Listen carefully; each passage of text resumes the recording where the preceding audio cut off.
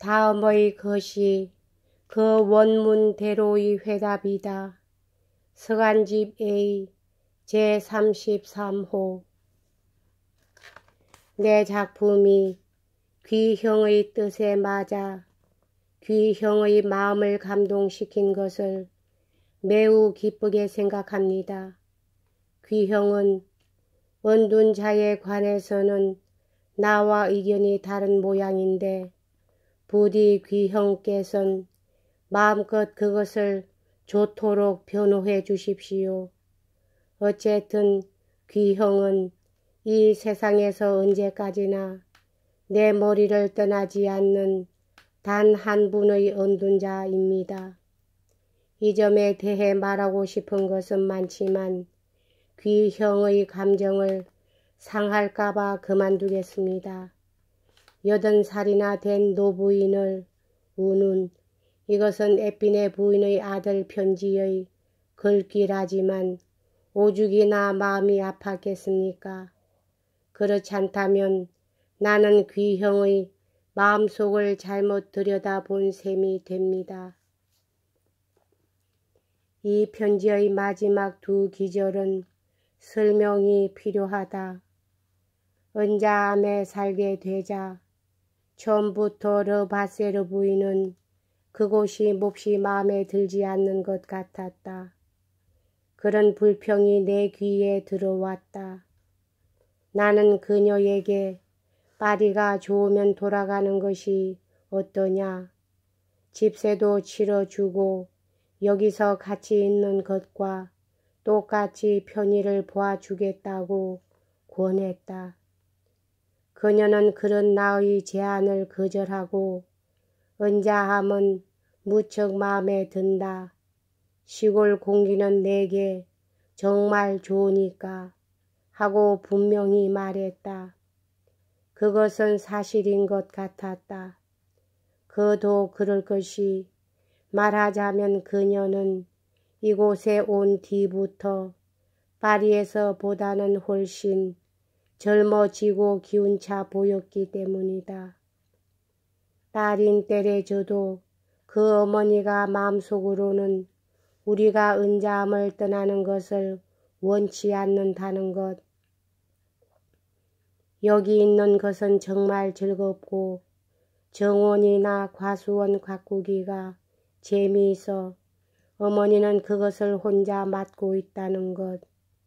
다만 나를 파리로 불러들이려는 사람들의 조종으로 마음에도 없는 소리를 어머니는 하고 있는데 불과하다. 그런 말을 내게 하여 나를 안심시켰다. 그런 계획을 성공시키지 못했으므로 일당은 친절을 믿기로 낚는 것보다도 걱정을 안겨주어 소교의 성과를 얻으려고 이런 노부인을 고령에 필요한 구급수단을 쓸 수도 없는 먼 곳에 붙들어 두었다면서 나를 책망했지만 그들은 시골의 좋은 공기를 마셔 수명을 연장하고 있는 이 노파나 그 밖의 많은 노인들이 응급이라면 내 손이 미치는 데 있는 몽모랑시에서 그 도움을 얻을 수 있었다는 것을 생각지 못하고 있는 것 같았고 노인이라면 파리에만 있어야지 다른 곳에서는 어디서고 살아갈 수 없다고 생각하고 있는 것 같았다. 르바세르 부인은 식욕이 대단하고 또 매우 많이 먹기 때문에 항상 담즙 배설이나 심한 설사를 일으켜 그것이 며칠씩 계속되었으므로 그것이 약의 역할을 하였다. 파리에 있었을 때 그녀는 아무런 치료도 받지 않고 그대로 내버려 두었다. 언자암에 와서도 역시 같은 방법을 취했다. 그보다 나은 방법이 없는 것을 알고 있기 때문이었다. 그런 까닭에 시골에는 의사도 약제사도 없으므로 아무리 그녀가 튼튼해도 시골에 두는 것은 죽기를 바라는 것이다 하고 사람들이 말하더라도 상관은 없다. 그보다도 뒤돌아오는 몇 살 이상의 노인은 파리 이외의 곳에서 살게 해서는 안 된다. 이것을 위반하는 자는 살인범이다라고 정해 두었어야만 했을 것이다. 이것이 예의 혼자 있는 것은 악인밖에 없다. 라는 글귀에서 나도 예외가 되지 않은 두 가지 가혹한 비난의 하나였던 것이다. 또 비장한 감탄조로 80살이나 된 노부인을 우는 하고 친절하게도 여러 말을 덧붙인 것도 그것이었다. 이 비난에 대한 회답은 르바세르 부인 자신에게 맡기는 것이 가장 좋다고 생각되었다. 그래서 나는 그녀에게 부탁해서 아주 자연스럽게 그녀의 기분을 에핀의 부인에게 써 보내도록 했다. 그녀로 하여금 더욱 자유롭게 쓰도록 하려고 그 편지를 나는 보지 않기로 했다. 그리고 다음에 옮겨 쓴 것 같은 에핀의 부인에게 보내려고 쓴 내 편지도 그녀에게 보여주었다. 이 편지는 디드로에게서 온 전번 편지보다도 더 심한 편지에 대한 답장을 쓰려다가 에핀의 부인에게 만류당했기 때문에 그 점에 대해 그 부인에게 써 보낸 것이다. 목요일 정다운 벗이여 르바세르 부인이 당신에게 편지를 드릴 겁니다. 나는 생각하고 있는 대로 써달라고 그녀에게 부탁해 두었습니다. 그녀가 마음대로 쓸 수 있도록 그 편지를 나는 보지 않겠다고 말해 두었습니다. 그러니까 당신도 그 편지 내용에 대해서 내게는 아무것도 말씀하시지 않기를 부탁드립니다.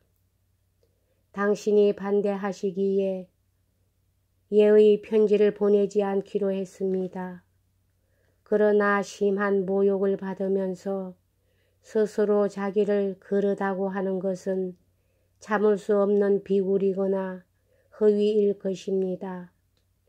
복음서에는 오른쪽 뺨을 맞거든 왼쪽 뺨을 둘러 대라고 했으나 용서를 구하라고는 씌어있지 않습니다. 지팡이로 사람을 두들기면서 이것이 철학자의 할 일이라고 외치는 그 희극 중의 인물을 기억하고 계시온지요. 이처럼 나쁜 날씨에 그 사내가 올 리가 없다고 방심하시면 안 됩니다. 그의 분노는 그 우정이 그에게 거부한 시간과 용기를 그에게 줄 것입니다. 그리고 그의 일생 중 처음으로 자기가 약속한 날짜에 나타날 것입니다. 그는 이미 수차례 걸친 편지로 나를 모욕했지만 그것도 모자라서 나의 면전에서 독서를 반복하려고 무진 애를 쓰고 있을 것입니다. 나는 도저히 그것을 끈기 있게 참고 들을 수는 없을 겁니다. 결국 그는 파리로 돌아가서 병을 앓게 될 것이며 나는 전례에 의해 극히 얄미운 사내가 되겠지요. 대관절 어떻게 하면 좋겠습니까? 참는 수밖엔 도리가 없습니다. 생드니에서의 회식에 나를 전세마차로 마중 나와 전세마차로 보내주겠다고까지 말한 사내가 일주일 뒤에는 주머니 사정으로 이젠 은자암에 도보로 밖에는 방문할 수가 없다고 말하는 그 교묘한 지혜에 감탄하시지 않으시겠습니까? 그의 말을 빌린다면 그것은 거짓이나 속임이 없는 변명이라고 말할 수도 있습니다. 그러나 그렇다면 일주일 사이에 그의 주머니에 이상한 변동이 일어났어야만 했을 겁니다. 자당께서 병한 이시라니 무척 걱정이 되시겠습니다. 그러나 당신의 걱정은 나의 그것과는 비교도 안 된다는 것을 알아주시겠지요.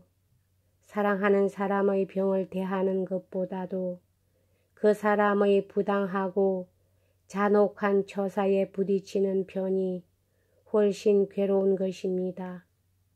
안녕히 다정한 것이요. 이 불행한 사건에 대해 말씀드리는 것도 이것이 마지막입니다. 파리로 떠나신다는 말씀, 무심코 그렇게 하시는 말씀도 다른 때 같으면 기쁘게 들렸을 터인데 에핀의 부인 자신의 제안으로 나는 내가 르바세르 부인을 위해 얼마만큼 일해왔는가를 디드로에게 써보냈다. 누구나 생각할 수 있었듯이 르바세르 부인은 은자암에 머무기로 결정하였다. 이곳에서 그녀는 건강도 좋았고 은자암에 언제나 말동무가 있어서 즐겁게 지낼 수 있었다. 그래서 디드로도 내게 죄를 씌울 방법이 없어지고 말았으므로 이번에는 내가 전부터 염려하고 있던 것을 그대로 나의 죄로 해버렸다. 그리고 르바세르 부인이 계속해서 은자암에 머물러 있게 된 것도 역시 나의 죄로 돌려버렸다. 그러나 이 계속 눌러있는 것도 노모가 택한 것으로서 파리로 돌아가서 사는 것도 노모만 좋다면 마음대로 하도록 되어 있었고 앞으로도 마음대로 하도록 말해 두었으며 그럴 경우는 여기서 내 옆에 있는 것과 똑같은 정도의 원조를 하기로 되어 있었던 것이다. 이것이 이상이 디드로의 서간 제33호의 첫째 비난에 대한 설명이다. 둘째 비난에 대한 그것은 그의 서간 제34호를 보면 알 수 있다. 여기까지 하겠습니다.